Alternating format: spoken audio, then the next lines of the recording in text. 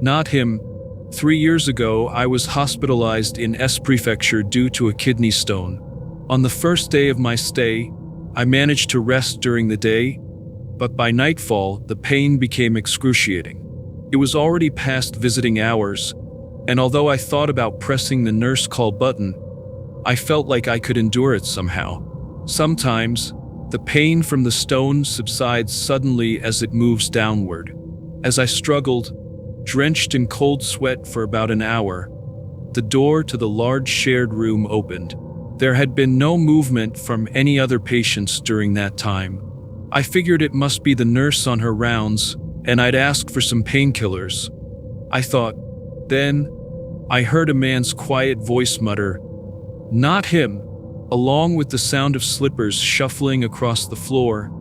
It seemed like someone was walking around, checking each bed. Behind the partition, I heard the man mutter again, "Not him." Suddenly, an overwhelming chill and nausea washed over me. I had a strange sense that if the person on the other side of the partition noticed me, something bad would happen. I pulled the covers over my head and tightly shut my eyes, trying to ride it out.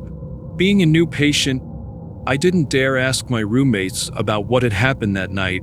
Besides, all 6 of us in the room were dealing with relatively mild internal issues, and none of us were close. A few days later, the bed next to mine became available, and a middle-aged man moved in. We made small talk, and I learned that he was in for tests for a stomach ulcer. Once his surgery date was set, he would likely be transferred to another ward. Meanwhile, my stone had descended further, almost to my bladder. Yet again, the pain came roaring back that night, just as we were all preparing to sleep. Then, just like before, not him, the man was back. Who is he? What does he want? I wondered, as I realized he was approaching my bed. It's you, he whispered clearly right into my ear. Startled, I turned to look, and there he was, standing in front of the bed next to mine. Fear and pain paralyzed me. He must be the Grim Reaper, I thought, suddenly gripped by a strange certainty. The man in the next bed is going to die soon. In a panic, though I can't quite explain why, I yanked open the curtains around my bed. My mind was in such chaos that I couldn't think straight. Standing there in a white hospital gown was a frail old man. He looked like a wandering patient, lost and confused. While I stood there, stunned, he slowly shuffled out of the room. The next morning, I passed the kidney stone with my urine. During the afternoon examination, I was informed I'd probably be discharged soon. I never found out what that strange event was all about.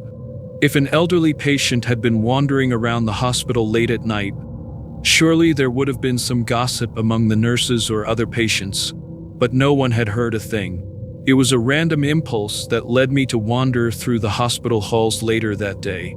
I happened to spot the old man in a different ward.